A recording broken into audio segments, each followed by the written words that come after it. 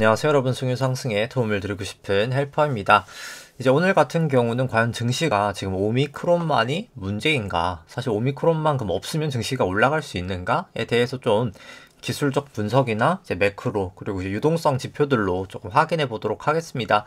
개인적으로 저 같은 경우 나스닥을 한 10월 5일 사실 고점을 좀 쳤다라고 봤었는데, 여기까지 이제 올라갔었는데, 이제 채널이 사실 여기까지 갔다가 조금 이따 얘기 드리겠지만 좀 뚫리면서 저는 사실 여기가 고점이었을 가능성이 좀 상당히 높다라고 보고요. 오늘 지금 반등을 선물 시장에서 하고 있는데, 사실 어느 정도 예견이 돼 있는 반등이지 않았나. 이제 금요일 날 제가 반등 좀 할 거라고 말씀을 드렸었거든요.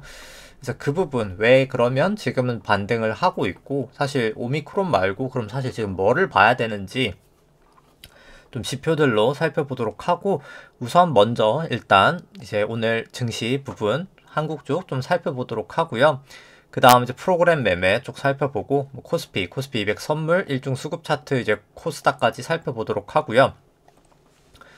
그 다음에 이제 9월 선물 만기로부터 현선물 수급 추이, 연초이로부터 현물 이제 수급 추이를 코스피, 코스닥 같이 한번 보도록 하고, 그 다음에 이제 관련된 리포트 간단하게만 좀 살펴보고, 그 다음에 이제 차트 설명해 드리면서 이제 코스피, 코스닥, S&P, 나스닥 차트 보면서 사실 왜 지금 이제 오미크론만이 문제인 게 아니다, 사실 이제 그 부분을 좀 유동성 데이터랑 같이 한번 보도록 하겠습니다.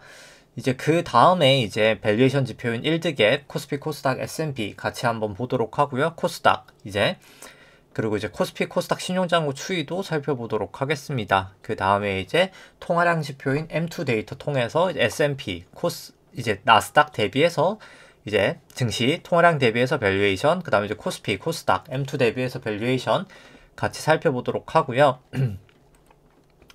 그 다음에 이제 일간 한국 수출액 데이터를 통해서 수출액 대비해서 이제 코스피 시가총액으로 밸류에이션, 그 다음에 글로벌 GDP 대비해서 코스피, S&P 밸류에이션, 그 다음에 이제 미국 하이힐드 스프레드로 위험 선호 구간인지 회피 구간인지 좀 같이 알아보고, 그 다음에 글로벌 지표들 같이 데이터 이제 미국치 10년까지 여기서부터 여기까지 살펴보고, 이제 보유하고 있는 키스콜딩스 오늘 이제 하락폭이 컸었는데 이 부분 하고, 이제 현대해상 그리고 이제 우리금융지주 종목 살펴보고, 그 다음에 이제 오늘 금요일이기 때문에 월요일이기 때문에 삼성전자, 이제 롯데케미칼, 우리금융지주, 하나금융지주, JB, KB, 신한지주, 애플 같이 한번 보도록 하겠습니다. 일단 오늘 같은 경우 증시 코스피 나름 한 1% 정도 하락을 하면서 종료가 됐고요.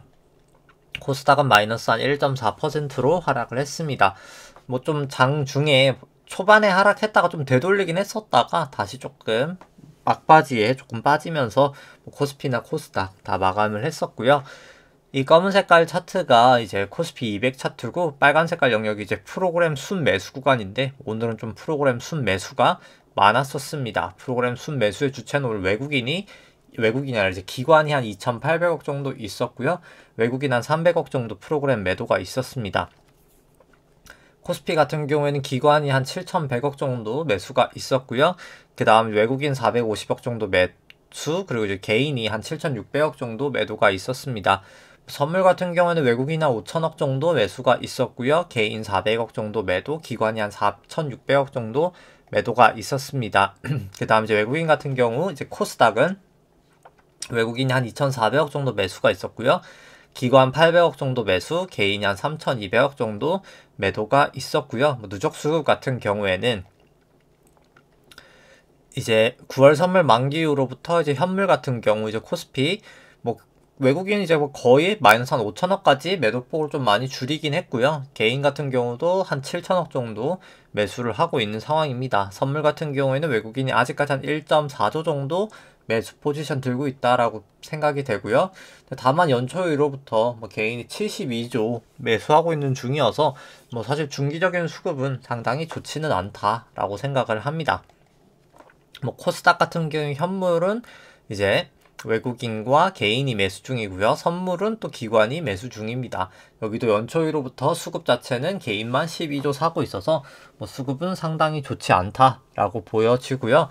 이제 뭐 금요일 날에도 나왔었지만 이제 남아공발 이제 오미크론 이제 좀 확산이 좀 되면서 뭐 백신도 안 듣는다 뭐 이런 지금 우려도 있고 하다 보니까 좀 금요일 날 사실 증시가 많이 하락을 했었고 오늘 이제 아시아 장들도 다 좀 하락을 하면서 끝이 났었습니다. 이제 뭐 모더나 같은 경우에는 이제 오미크론 뭐 변이 이제 백신 늦어도 한 내년 초까지는 좀 공급이 가능하다라고 좀 주장을 하고 있고요. 뭐 나머지 부분은 뭐 좀 생략하도록 하겠습니다. 이제 뭐 특히 또 뭐 유가 같은 경우 뭐 사실 금요일 날 많이 하락을 했었죠. 그 부분 뭐 이제 좀 차트로 이제 요 리포트로만 이제 간단하게 설명드리고요. 그 다음에 이제 차트를 그냥 먼저 보도록 하겠습니다. 뭐 오늘 같은 경우에 이제 코스피부터 사실 그냥 차트를 보면은 장기 차트로 보도록 하겠습니다. 먼저 일단 차트를 보고 오늘은 이제 왜 이제 오미크론만이 문제가 아닌지 한번 이제 국내 쪽, 해외 쪽 차트 보고 이제 유동성 이제 데이터 업데이트된 것까지 보고 이제 좀 진행 순서를 좀 바꾸도록 하고요. 일단 뭐 코스피 200부터 살펴보면은 좀 장기 추세로 3주봉으로 봤을 때 닷컴버블이 아니라 1998년도 외환위기 저점부터 저는 새로운 이제 엘리어트 파동상 파동이 새로 시작됐다라고 생각을 하고요. 그 다음 이제 닷컴버블 때까지가 1파, 이제 닷컴버블 하락이 2파, 금융위기 상승 전까지 상승이 3파, 이 지루했던 조정 장세가 이제 4파 하고 나서 17년, 18년이 큰 5파였다고 보고요. 이 1, 2, 3, 4, 5가 큰 1파였다고 봅니다. 그 다음 미중무역 분쟁 코로나까지 ABC로 빠진 게 큰 2고요. 지금 이제 올라갔던 게 3-1파, 그러니까 큰 3의 1파, 여기가 3의 2파라고 보여지고, 그 다음에 여기 저점하고 이제 저점을 그어서 뭐 채널링을 해본다라고 하면은 여기 이제 고점에다 올려놓으면은 뭐 거의 채널 다인 부근에서 내려왔기 때문에 뭐 고점이 여기였다라고는 좀 확인이 되는 것 같고요. 그 다음에 이제 일봉상으로 조금 3-1파부터 좀 살펴보면 여기까지가 1파, 여기가 2파, 여기가 3파, 여기가 4파, 여기가 5파까지 저는 쳤다라고 보고요. 2파랑 또 4파랑 그어서 3파 고점에다가 올려놓을 수 있는데 3파 고점에다가 올려놓으면은 여기도 이제 고점하고 고점이 딱 다인 걸 봤을 때는 채널은 유효했구나 라고 생각이 가능합니다. 그래서 여기를 깨질 때 여기를 깨질 때 두 번의 이제 매도 기회가 있었다라고 생각이 되고요. 그 다음 5파 고점 친 다음에 여기가 이제 A파고 여기가 이제 B파고 여기가 이제 1, 2, 3, 4, 5로 C파로 해서 A, B, C가 큰 A로 완성이 되었다라고 봅니다. 그래서 여기 5파 고점과 B파 고점을 그은 다음에 이제 A파 저점에다가 그어 놓으면 뭐 여기도 딱 저점하고 저점이 잘 닿았기 때문에 여기도 채널은 유효했다라고 생각을 하고요. 여기 채널을 이제 하회했기 때문에 C는 이제 시작이 됐구나라고 알 수 있었고 그러니까 거의 끝이 난다라고 알 수 있었고 재차 이제 여기를 상회할 때 C가 이제 끝이 났구나라고 알 수 있었습니다. 그 다음에 이제 또 4파 저점하고 A파 저점을 그어서 채널링을 할 수가 있는데요. 이제 엘리어트 파동에서 뭐 사실 엘리어트 파동이 채널링을 안 한다라고 하면은 뭐 사실 너무 주관적으로 그냥 자기 마음대로 매기는 거라 뭐 사실 채널링을 안 하는 거는 뭐 사실 엘리어트 파동을 안 한다라고 봐도 사실 무방하다라고 사실 생각을 하시면 됩니다. 그래서 이제 여기서 채널이 간당간당하게 좀 버티다가 이번에 이제 확실히 좀 깨져가지고 뭐 저는 좀 위험해 보인다라고 생각을 하고요. 근데 다만 이제 비파라는 게 어디까지 갈지는 정확하게 모르기 때문에 뭐 딱 확실히 말씀드리긴 어렵지만 이제 계속 사실 비파는 더 좀 조심을 하시라라고 말을 하고 있고요. 그냥 비파가 어디까지 갈지는 아무도 모르거든요. 물론 이제 계산치 상으로는 내려간 거 감안했을 때 한 406에서 422까지는 좀 반등할 수 있다라고는 생각을 하지만 제가 항상 부연 설명해드렸던 게 비파는 그럼에도 불구하고 그냥 저는 좀 버리는 게 항상 맞다라고 생각을 하고요. 아직 코스피 200으로는 저점을 안 깼는데 또 코스피로 보면 또 여기 저점이 깨졌거든요. 근데 일단 제가 봤을 때 여기 올라갔던 게 좀 상승 파동으로는 좀 전혀 보이지 않아서 이 내려가는 게 이제 그럼 C가 될 수도 있긴 하고요. 이게 큰 B고 C일 수도 있고 아니면 그냥 여기가 A, B, C로 B고 그 다음에 이제 그러니까 B의 A고 여기가 B고 지금 이제 C로 한 번 더 올라갈 수도 있다. 뭐 두 가지 가능성이 둘 다 있는데 뭐가 됐든 간에 뭐 사실 롱으로 들어가기에는 다 부담스럽다. 사실 주식 매수로 가기에는 뭐로 가도 설사 여기서 반등을 한다 하더라도 저는 좀 부담스러운 구간이다. 뭐 굳이 이 정도는 그냥 버리고 리스크 관리를 하는 게 더 맞다라고는 생각을 합니다.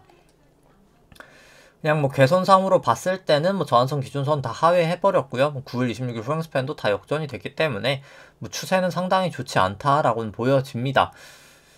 볼린저 밴드도 이제 넘고 뭐 도지 모양 나오긴 했지만 뭐 일단 추세 자체는 좋아 보이지 않는다 라고는 생각이 되고, 뭐 설사 반등하더라도 전 정고점 못 넘을 것 같기 때문에 어차피 많이 가야 아까 말씀드린 것처럼 A, B, C라고 봐서 뭐 전혀 무리할 필요는 없다라고 보여집니다. 이제 뭐 코스피 같은 경우에는 이제 전저점이 좀 다르죠. 여기가 오늘 좀 전저점이 나왔었고요. 근데 일단 뭐 코스피랑 코스피 200이 또 고점 자체가 다르거든요. 이제 코스피 200은 여기고 저는 여기가 이제 코스피 고점인데, 뭐 저는 사실 파동상 코스피 200 쪽이 지금 좀 더 맞지 않나라는 생각입니다. 그래서 그냥 국내 쪽은 뭐 올라갈 수도 있으나 뭐 굳이 사실 무리할 필요 전혀 없는 레벨이다라고 생각을 하고요.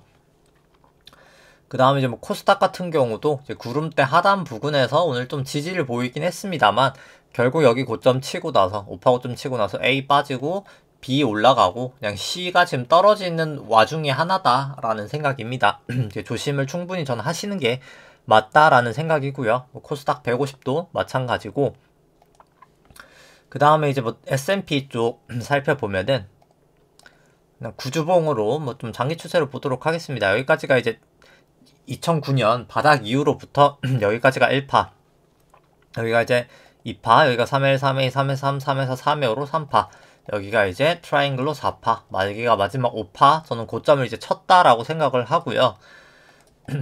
그 다음에 그리고 제가 계속 사실 목이 요즘에 좀 안 좋아가지고 약간 좀 좀 양해를 부탁드리고요. 여기까지가 이제 마지막 5파에 대해서 여기까지가 1파, 여기가 2파, 여기가 이제 3파, 여기가 4파, 마지막 그럼 5회 5파에 대해서 이제 여기가 1파, 2파, 3파, 4파가 이제 끝이 나고 마지막 5파도 저는 끝이 났다라고 보여집니다. 이제 S&P 같은 경우에 이제 마지막 진짜 딱 5파만 보는 거여서 이제 로그 스케일을 풀고 차트를 그려보면은 이게 여기 저점하고 여기 저점을 그어서 이제 고점 위에다가 올려놓으면은 거의 딱 다였다가 이제 사실 여기서 다였어가지고 전 여기가 고점일 수 있지 않았을까라고 했는데, 다시 이제 여기 좀 다여서 여기가 1, 2, 3, 4, 5로 정말 이제 끝이 났다라고 보여집니다. 그 이후로 사실 뭐 오미크론이라는 것도 갑자기 제가 이제 무너진다고 할 때 갑자기 이제 터지는 거잖아요. 뭐 사실 그래서 사실 뭐 이게 파동상 무너지는 게 대충 어딘지는 알아도 이제 왜 무너지는지는 사실 정확하게는 모르거든요. 근데 이제 지금 같은 경우 이제 무너지는 이유가 그냥 시장이 이제 오미크론 때문이다라고 하지만 뭐 사실 그냥 여기서 무너질 자리였던 거죠. 이미 사실 11월 22일부터. 근데 다만 제가 무너진다, 이날 무너진다라고 이제 했지만 왜 무너질지는 저도 몰랐던 거죠. 사실 정확하게는. 그러니까 저 같은 경우는 아마 실질금리가 올라서 빠지지 않을까라고 했었는데, 이제 뭐 다른 외생 변수가 생겼던 거죠. 이렇게 떨어지면서 거래량 지금 터지는 걸 봤을 때는 뭐 상당히 좋아 보이지 않는다. 그리고 여기서 고점을 사실 치면서 보조지표는 사실 더 떨어졌었잖아요. 이게 이제 다이버전스라고 하는데, 뭐 완벽한 다이버전스 모양이 나와서 사실 충분히 저는 뭐 오미크론이 아니었더라도 사실 빠질 수밖에 없었다. 기술적 분석상으로 뭐 그렇게 생각을 합니다. 그리고 이제 분봉상으로도 사실 반등을 줄 자리였거든요. 지금 같은 경우가. 그러니까 이런 거죠. 지금 이제 아마 A파가 지금 이제 5파 쳤으니까 이게 아마 A파일 거거든요. A파에 여기까지가 1파. 그러니까 1, 2, 3, 4, 5로 1파. 여기가 A, B, C로 2파. 지금이 아마 이게 저는 3의 1이라고 생각을 하고요. 여기가 이제 3의 2파라고 생각을 합니다. 3의 2파가 아마도 제가 생각하기에 엘리어트 파동 계산치로 3의 2파는 아마도 4631에서 4664 정도까지 되돌릴 확률이 높다. 그래서 뭐 최대한 요 정도까지, 그럼 이제 한 이 정도 되겠죠? A, B, C로. 뭐 최대 이 정도? 아마 많이 되돌려야 한 이 정도지 않을까라고 생각을 하고, 그 다음에 이제 더 크게 3으로 좀 빠지지 않을까라고 생각을 합니다. 그 다음에 이제 뭐 나스닥 같은 경우도 여기 마지막 1, 2, 3, 4, 5여서 여기가 정말 2009년 이후로 상승 파동이 끝이 났다라고 생각을 하고요. 여기도 이제 어김없이 다이버전스가 나오면서 하락을 했기 때문에 이제 하락에 대한 가능성은 훨씬 더 높아졌다. 거기다 이제 하락할 때 거래량까지 터지는 걸 봤을 때는 하락할 가능성이 이제 훨씬 더 크다라고 보여지고요. 60분봉으로 봐도 뭐 여기 같은 경우도 똑같이 이제 1, 2, 3, 4, 5 나오고 나서 이게 A의 1파, A, B, C로 2파, 여기가 이제 3의 1파, 3의 2파, 뭐 3의 3으로 결국 더 빠지지 않을까 뭐 이렇게 생각을 합니다. 그리고 뭐 사실 차트로만 보는 게 아니라 그냥 기술적 분석으로 본다 하더라도 증시 같은 경우가 이제 뭐 많이 올랐던 게 지금 그냥 올라간 게 사실 연방준비은행이 이제 양적 완화를 해줬었잖아요. 연방준비은행 총 자산이 사실 늘어선데, 그러니까 결국 지금 이제 증시가 갔던 게 연방준비은행이 이제 양적 완화를 통해서 채권 매입을 해주니까 금융시장에 이제 유동성이 늘어났던 거고요. 그 금융시장의 유동성이 늘어나다 보니까 증시의 이제 할인율이라고 할 수 있는 이 실질금리, 이 파란 색깔, 두 파란 색깔이 이제 마이너스로 갔던 겁니다. 할인율이 마이너스니까 증시가 당연히 이제 멀티플 자체, 이제 퍼나 PBR이 높아질 수밖에 없었고요.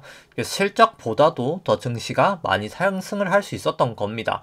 근데 중요한 거는 이제 이렇기가 어렵다는 거죠. 실질금리가 이제 올라갈 수밖에 없는 상황이 마련이 되는 거죠. 이제 그렇다 보니까 사실 오미크론이 아니어도 떨어질 수밖에 없는 겁니다. 그럼 이제 왜 실질금리는 올라갈 수밖에 없고 향후 이제 테이퍼링을 지금 하고 있는 상황에서 테이퍼링은 왜 가속화될 수밖에 없고 결국은 왜 금리를 인상할 수밖에 없는가? 이제 그렇게 됐을 때 저 할인율 자체가 높아지면서 실질금리가 높아지고 결국 증시가 이제 무너질 텐데요. 이제 지금 이미 이제 무너지고 있는 상황인데 이제 결국 그 이유가 이제 일단 가장 첫 번째 스텝은 이 대출 증가율이 증가해서 그렇습니다. 원래 대출 증가율이 이렇게 하락만 하다가 지금 올라오고 있죠. 대출이 증가하다 보니까 은행들이 예금을 안 받는 겁니다. 원래는 이제 양적 완화를 하면서 은행 예금이 엄청나게 많이 증가를 했거든요. 원래라면 이제 은행 예금과 대출은 비슷하게 증가를 해야 되는데 양적 완화 이후로 그냥 중앙은행이 돈 찍어서 다 은행에 넣어버리니까, 그러니까 사람들이 은행에 다 돈을 넣어버리니까 은행에 예금만 쌓이고 대출은 안 늘어난 겁니다. 근데 중요한 건 대출이 증가하다 보니까 은행이 이제 예금을 안 받는 거죠. 우리 이제 예금 받으면 대출을 못 해주거든요. 이제 SLR이라는 뭐 BIS 자기자본도 그렇고 SLR이라는 게 여기 그러니까 뭐 위험가중 여기는 자산이 밑에고 여기 이제 자기자본이 또 위 분모인데요. 이 현금도 위험가중 자산에 그냥 들어가 버려서 여기 현금이 들어가거든요. 현금이 지금 여기 총 자산의 한 30%가 넘는 상황에서 현금이 계속 늘어나면 대출을 못 해주는 겁니다. 이게 3% 미만이 되면 안 되거든요. 자기 자본은 크게 변화가 없으니까 결국 현금이 많아지면 분모가 커져서 값이 내려가는 거죠.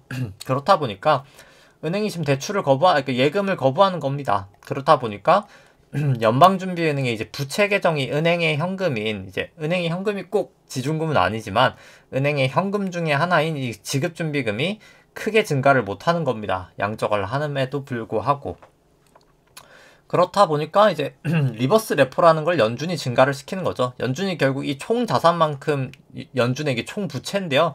부채가 똑같아야 되는 거거든요. 그러니까 거의 자본의 차이만큼만 차이 나고 얼추 비슷해야 되는데 총 자산은 계속 양적 완화를 하다 보니까 증가를 했는데 뭔가를 늘려야 되는데 지중금을 못 늘리고 재무불방개정도 이제 재정정책을 지금 부채 한도 협상이 안 됐다 보니까 못 늘리다 보니까 RRP라는 이제 뭐 좀 특이한 계정을 늘릴 수밖에 없는 겁니다.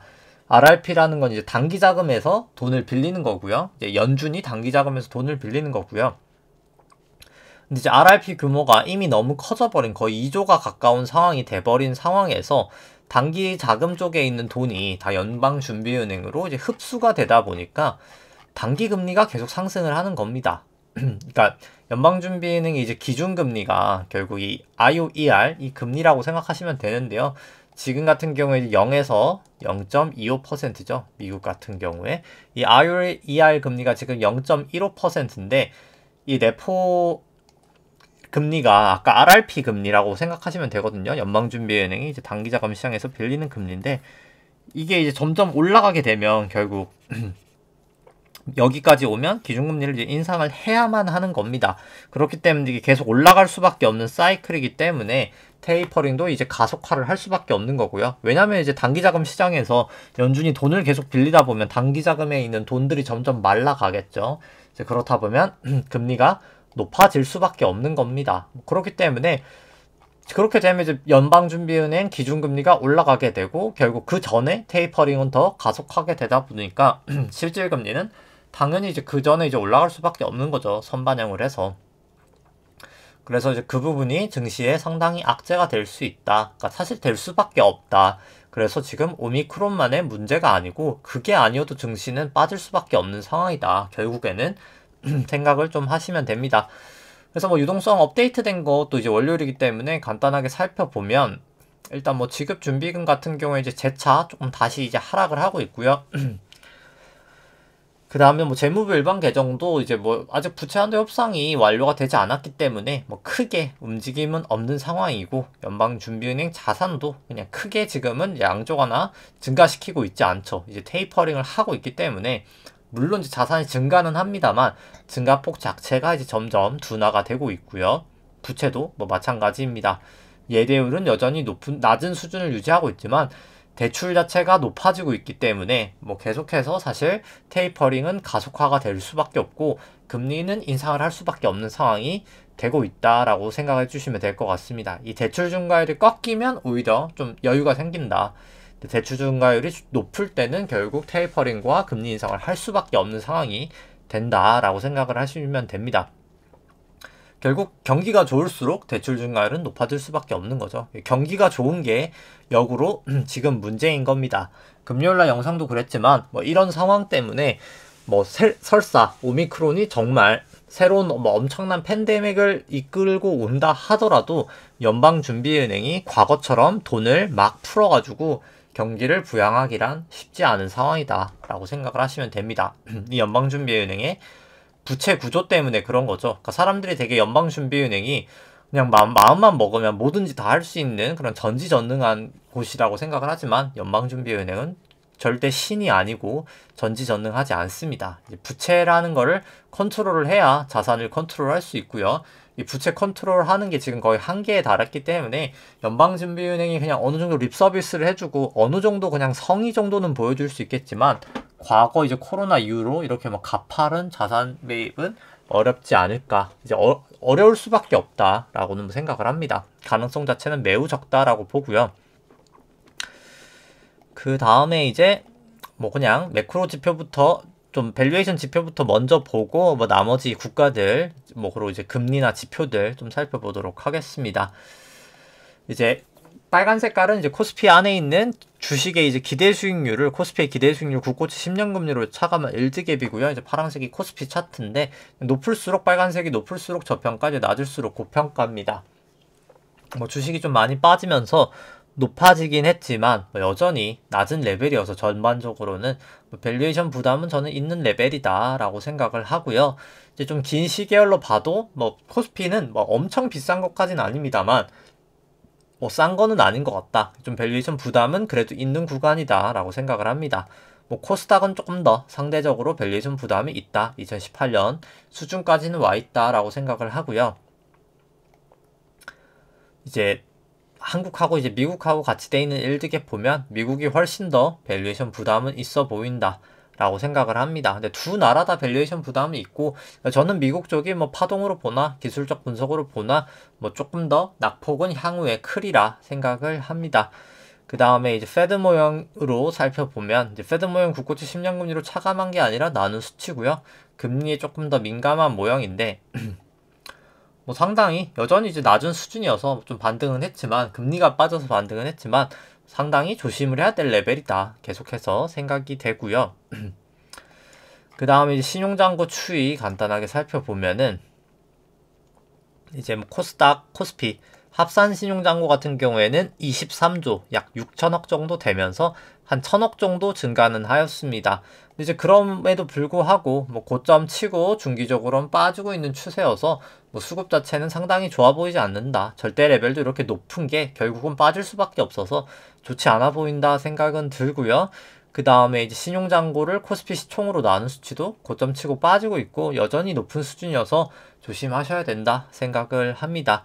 그 다음에 이제 신용잔고 증감 속도 같은 경우에 빠지고 있는데 빠질 때가 항상 위험하다. 돈이 이제 더 이상 풀리기가 어렵다라는 반증이고요.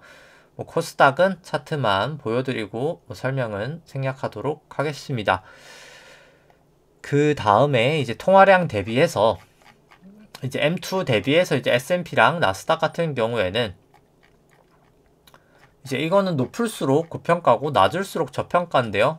닷컴버블 이후로 최고치 정도 수준이어서 밸류에이션 부담은 여전히 있어 보이고요. 나스닥도 마찬가지입니다. 한국 쪽 같은 경우도 2018년 고점 정도 치고 빠져서 여전히 밸류에이션 부담은 있어 보이고요. 코스닥도 마찬가지입니다. 그 다음에 이제 시가총액 대비해서 일간 수출액 대비해서 시가총액 보더라도 과거 고점들 넘은 상태에서 추세가 깨졌기 때문에 추세 상당히 좋아 보이진 않고요. 그 다음에 글로벌 GDP 대비해서 코스피 이제 S&P 같은 경우도 과거 고점들 추이 이미 넘었기 때문에 그냥 밸류에이션 상으로 부담은 있는 구간이다 생각은 듭니다. 그 다음 이제 하이힐드 스프레드도 이제 드디어 200일 이동평균선 넘었기 때문에 소폭이나마 정말 장기 추세도 저는 좀 조심하셔야 된다 생각을 하고요. 중기 추세도 120일 이동평균선 넘어서 조심하시는 게 맞을 것 같고요. 50일 이동평균선도 확실히 넘었기 때문에 정말 이제는 조심을 하시는 게 저는 맞다. 추세 자체가 이제 위험 선호에서 회피로 넘어가고 있다라고 생각을 합니다. 그 다음에 이제 V코스피 같은 경우도 오늘 주가 하락하면서 훅 상승을 하면서 추세가 다 상승을 해버렸고요. 계속해서 이제 좀 변동성으로 보더라도 좀 증시는 보수적으로 보는 게 저는 맞지 않을까 생각을 하고요. 필라델피아 반도체 지수도 여기서 딱 고점을 치고 지금 떨어지는 모양이라 이제 딱 모습도 보조지표도 그렇고요. 추세가 단기 일시적 반등은 있겠으나 당연히 충분히 좋아 보이지 않는다라고 생각을 합니다. 니케이 같은 경우도 저는 여기가 이제 5파 고점 치고 A, B, C가 나올 것 같다. 아니면 1, 2, 3이 나올 것 같다라고 계속 말씀을 드렸고요. 아마도 여기 올라가는 게 사실 상승 파동으로 보이지 않았기 때문에 단기 반등 정도는 계속 있을 수 있겠으나 결국은 더 빠지지 않을까라고 생각을 합니다.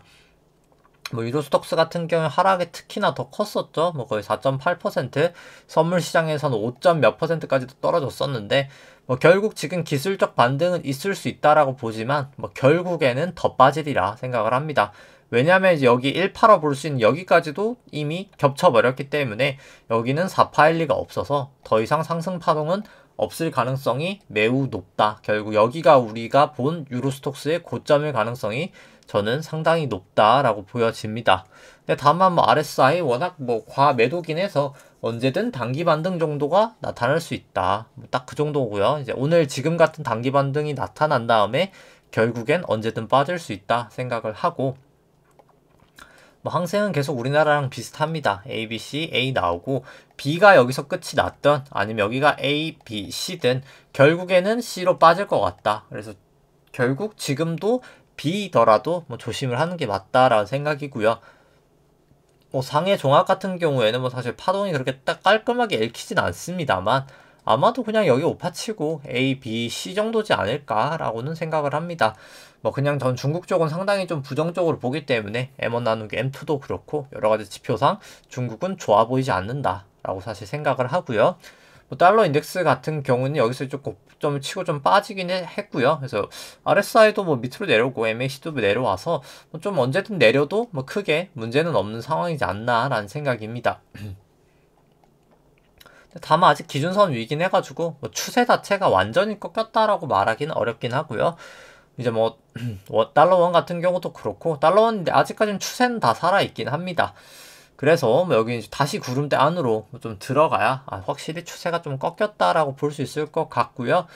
기름 같은 경우 이제 WTI 같은 경우 68달러까지 빠졌다가 지금 거의 한 11달러 정도까지는 되돌림했는데 여기도 결국 여기 1파 저점을 깨버린 거거든요. 그래서 아마 결국은 더 빠지지 않을까, 중기적으로는 좀 빠지지 않을까 생각을 합니다. 금 같은 경우도 사실 오르기도 했었지만 결국 빠지면서 저는 실질금리 결국 올라갈 수밖에 없다고 보기 때문에 실질금리가 한 1, 2% 정도 되기 전까지는 뭐 금은 담기가 조금 그렇다. 실질금리 1, 2% 정도 되고 담자. 왜냐면 실질금리랑 금은 반대로 움직이기 때문에 실질금리가 좀 반등하고 사는 게 맞지 않을까 싶고요. 그 다음에 이제 우리나라 국고채 10년물 같은 경우도 저는 5파 고점을 쳤다고 봅니다. 1, 2, 3, 4, 5 고점 치고 나서 지금 빠지는 게 ABC 정도 빠지는 거라 봐서 한 이 정도까지 빠졌다가 그 다음에 이제 반등을 하지 않을까 생각을 하고 있고요. 미국채 10년물 같은 경우도 여기는 이제 아직까지 1, 2, 3, 4, 5를 고점을 못 쳐서 전 전고점 넘을 것 같고요. 금요일날 급하게 좀 크게 빠지긴 했지만 결국 아직 여기는 1파 고점인 이 부근을 깨지지 못했기 때문에 여기가 이제 깨지지 않는 이상 저는 5파로 한 번 더 올라가리라 생각을 합니다. 그 다음에 이제 뭐 키스콜딩스 같은 경우에는 뭐 상당히 뭐 낙폭이 계속 크죠. 오늘 같은 경우는 좀 거래량도 좀 있었습니다. 그래서 좀 거래량이 좀 터지면서 사실 조금이나마 말아 올려서 좀 다행이긴 한데 뭐 사실 아직까지 괜찮다라고 말하기엔 좀 어려운 단계죠. 뭐 저 같은 경우에 뭐 어차피 수급 때문에 팔 수가 없어서 뭐 들고 있지만 이제 뭐 그냥 소액 보유하신 분들은 사실 여기 120 이동평균선 여기서 저는 좀 파시는 게 맞지 않았나 뭐 계속해서 이쪽에서 좀 파시는 거를 추천을 드렸었는데 근데 뭐 사실 여기서 한 이 정도 부분부터 뭐 제가 사실 좀 팔기도 애매한 부분이다라고 했는데 뭐 사실상 이미 더 빠지긴 했습니다. 그래서 뭐 이제는 뭐 사실 어디까지 빠진다라고 말하기도 애매하긴 하죠. 왜냐하면 이제 뭐 거의 다 깨졌거든요. 원래 여기서 기준선 부근에서 좀 지지를 보였었는데 구주봉 뭐 그거도 이제 하회를 했고 뭐 주봉상으로도 뭐 구름대가 깨졌는데 이제 여기서 121 여기 딱 남았네요. 한 요 정도밖에 사실 남지 않아서 뭐 사실 이제 딱 어디 뭐 저항해 줄 데가 없기는 합니다. 그래서 그냥 이제는 그냥 뭐 기준이 없이 그냥 지켜보는 것밖에는 없다. 뭐 일봉상으로도 여기 200일 깨지면서 일봉상으로도 뭐 지지될 게 없었죠. 그래서 뭐 딱 어디가 바닥이다라고 말하기는 어렵지만 그냥 이제 보조지표상으로는 사실 이미 이전부터 이제 사실 과매도긴 했습니다. 근데 과매도였는데 뭐 오를랑 말랑 오를랑 말랑 해서 계속 지금 과매도인 상황인 거죠. 그래서 뭐 어디가 바닥일진 모르겠으나 뭐 어차피 저는 뭐 결국엔 주주 환원 정책은 할 수밖에 없다고 봐서 뭐 우리를 위해서가 아니라 그냥 본인들 어차피 주식담보대출 뭐 400억 받은 게 있기 때문에 어차피 그거 뭐 이제 갚아야 돼서 뭐 결국은 이제 하리라 생각을 합니다. 근데 그럼에도 불구하고 뭐 사실 내리는 것 자체는 기분 좋은 건 아니죠. 당연히 기분 좋은 건 아니고요. 근데 뭐 저 같은 경우에 뭐 사실 일단 뭐 지금 가장 큰 뭐 투자 포지션 자체가 이제 여기서 걸어놓은 11월 5일에 이제 걸어놓은 사실 나스닥 숏이어가지고 이제 선물하고 이제 뭐 저는 이제 좀 사실 오히려 한국 주식은 그냥 이제 이 숏을 해지하기 위해서 이제 오히려 들고 있긴 합니다. 근데 그럼에도 불구하고 해지하고 들고 있는 게 손실이 나면 당연히 기분은 안 좋긴 한데 뭐 결국은 저는 좀 올라간다라고 보기는 합니다. 뭐 지금 이미 뭐 많이 떨어진 상황에서 이제는 좀 팔기도 저는 뭐 아까부터 이때부터 뭐 그러긴 했지만 뭐 사실 저는 물량도 있고 해서 뭐 이 정도 거래량을 이제 팔긴 좀 어려워서 그냥 이제 들고 있다라고 보시면 될 것 같고요. 이제 뭐 여기 같은 경우도 현재 주가는 14,500원 정도 되고 뭐 나머지 실적 전망치 이 정도다라고 했을 때 뭐 저는 뭐 사실 밸류에이션 상으로는 7만원까지도 갈 수 있다라고 봅니다. 근데 결국 여기는 이제 주주 환원 정책, 대주주가 결국 본인들 상속세 내기 위해서 뭐 무상증자를 하든 유상 감자를 하든 이제 자사주 소각을 하든 아니면 셋 다 하든 그걸 하는 게 뭐 가장 중요하지 않을까 생각이 되고요. 어차피 11월 24일 이후로 됐기 때문에 이번 주 금요일이든 언제든 좀 빨리 공시가 나와줬으면 하는 마음이고요. 일단 뭐 그 전까지는 조금 어려운 형국이 될 수 있지 않을까라는 생각입니다. 그 다음 현대해상 같은 경우는 200일 정도 깨지면 저는 뭐 매도를 하시는 게 맞지 않을까라고 말씀을 드렸었고요. 다만 뭐 저 같은 경우는 아까 말씀드렸다시피 그냥 어차피 나스닥 해지용으로 그냥 이쪽 포지션을 한국 쪽은 들고 있는 거라 뭐 그냥 웬만하면 계속 들고는 있습니다. 근데 여기도 워낙 낙폭이 커서 뭐 언제든 뭐 사실 추가 매입을 해도 뭐 저는 길게 봐서는 수익은 나지 않을까라는 생각이지만 일단 추세가 안 좋은 거는 또 사실이기 때문에 추세 매매를 한다 하신다고 하면은 뭐 전환선이라도 좀 넘어서고 매수를 하는 게 맞지 않을까 생각을 합니다. 근데 다만 뭐 여기도 기대 수익률로 봤을 때는 뭐 어마어마하게 사실 저평가다라고 생각을 하고요. 뭐 기대 수익률은 뭐 상당히 높습니다. 한 23% 정도 상당히 높은 상황이고요. 근데 다만 추세가 좋지 않다. 우리금융지주는 어차피 오늘 월요일 날이기 때문에 종목 설명할 때 같이 지금 보도록 하겠습니다. 일단 삼성전자부터 쭈루룩 살펴보면은 삼성전자부터 뭐 절대가치평가로 살펴보면 삼성전자 현재 주가 72,300원이고요. 나머지 실적 전망치 이 정도 나온다라고 감안을 했을 때 뭐 저는 그냥 뭐 적정한 정도 레벨이다 라고 생각을 합니다. 절대가치평가로는. 그 다음 이제 상대가치평가로 봤을 때 이제 삼성전자 한 8%를 하회하면 항상 조정을 나타냈었거든요. 그래서 이번도 어김없이 7.9% 치고 주가 크게 이제 급락을 했었고요. 근데 아직까지 그럼 싸냐? 지금 이제 9.8%면 과거에서 그렇게 싼 밸류에이션까지는 또 아니었기 때문에 뭐 저는 충분히 추가 조정 가능성이 있다고 보고요. 금리를 조정했을 때 이 보라 색깔 선 같은 경우는 더 낮은 레벨이기 때문에 뭐 저는 뭐 사실 추가적인 하락은 충분히 존재한다라고 중기적으로 생각을 합니다. 그 다음에 이제 뭐 삼성전자 같은 경우에 이제 결국 마지막 5파가 여기까지 치고 여기가 이제 A파 빠지고 지금 B파 정도 반등이라고 보고요. 이 B파가 어디까지 갈지는 모르겠지만 결국 갔다가 빠지면 좀 크게 하락할 가능성이 있다라고 생각을 합니다. 그 다음 이제 롯데케미칼 같은 경우 현재 주가 20만 원이고요. 나머지 실적 전망치 이 정도다라고 했을 때 뭐 저는 밸류에이션 매력은 그래도 좀 있는 종목이다. FCF나 림이나 뭐 둘 다 있다라고 보여지고요. 상대가치 평가를 보더라도 뭐 기대 수익률이 이제 상당히 높은 구간까지 왔기 때문에 뭐 충분히 이제 뭐 저평가된 구간 정도다라고는 보여집니다. 그 다음에 이제 롯데케미칼 같은 경우 근데 뭐 여기도 뭐 차트가 아직까지는 계속 좋지가 않죠. 뭐 사실 그렇기 때문에 굳이 먼저 들어가기보다는 뭐 적어도 기준선이라도 좀 넘고 가자. 넘어갔을 때 샀다가 그냥 기준선 하회하면 뭐 바로 팔자. 뭐 요런 마인드로 가시면 좀 되지 않을까라고 생각을 하고요. 그 다음에 일단 뭐 기대 수익률부터 지주들 살펴보면 뭐 우리 금융지주 대형사임에도 불구하고 기대 수익률 18.3% 정도기 때문에 상당히 저평가됐다라고 보여지고요. 하나금융지주 같은 경우에는 한 17% 정도 됩니다. 여기도 상당히 싼 편이긴 하고요. JB 같은 경우에 아무래도 뭐 조금 지방 계열이 되기 때문에 17.6 정도 돼 있는데 뭐 그래서 셋 중에는 우리 하나 JB 순인 것 같고 KB 같은 경우는 가장 리딩뱅크이기 때문에 한 14.9 가장 낮은 기대 수익률 보이고 있고요. 신한 같은 경우에는 한 15.8 정도 되고 있다라고 보시면 됩니다. 뭐 우선 순위는 뭐 저 같은 경우에 뭐 한 요 정도 되지 않을까 싶습니다. 지금 같은 경우는 우리 하나가 제일 낫다. 그래서 사신다면 우리 하나를 사는 걸 추천드리고 뭐 둘 중 하나다라고 하면 우리가 저는 조금 더 낫다라고 생각을 하고요. 그 다음에 이제 우리금융지주만 차트를 살펴보면 다만 뭐 그럼에도 불구하고 워낙 좀 반등이 있었었기 때문에 충분히 좀 하락할 수 있는 차트다라고 생각을 합니다. 뭐 볼린저 밴드 이제 벌어지면서 뭐 오늘 제 차 좀 하락했던 걸 많이 되돌리긴 했지만 뭐 그럼에도 불구하고 뭐 사실 차트가 그렇게 좋아 보이진 않는다. 26일까지 역전이 된 마당에서 여기도 이제 여기서부터 이제 여기도 다이버전스가 나오고 있죠. 그래서 뭐 사실 뭐 그렇게 차트는 좋아 보이지 않는다. 라고 생각을 하면 됩니다. 이 RSI 안에서도 어떻게 보면 딱 추세가 있죠.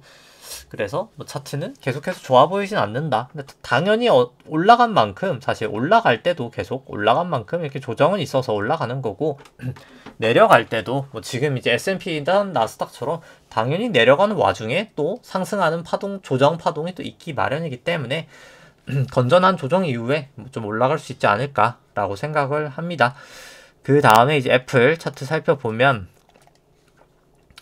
애플 같은 경우도 저는 여기가 고점일 확률이 좀 매우 높았다라고 보고요. 지금 뭐 이제 좀 전환선, 기준선 이 부분에서 좀 지지를 보이고 있지만 충분히 하락 가능성이 좀 커 보인다. 좀 조심을 하시는 게 저는 필요하다라고 생각을 합니다.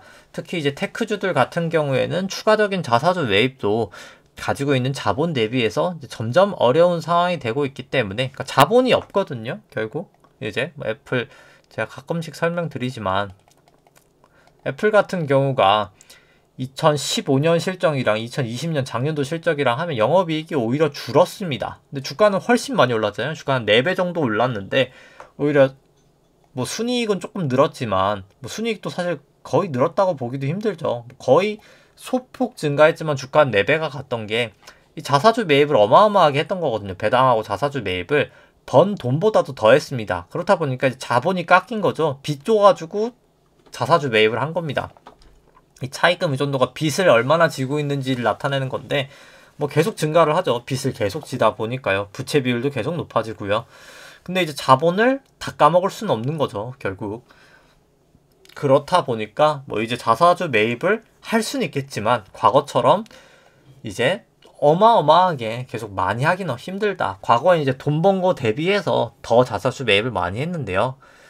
이제는 좀 그러기는 힘들어진 것 같다. 그렇기 때문에 뭐 참 미국 증시 특히 테크주들은 이제 최저 법인세율도 15% 영향도 있고 여러 가지 측면에서 참 이제는 어려워 보인다. 이제 오미크론이 문제가 아니다. 뭐 사실 오미크론도 큰 문제가 될 수 있겠지만 꼭 그게 아니더라도 지금 충분히 위험한 단계다.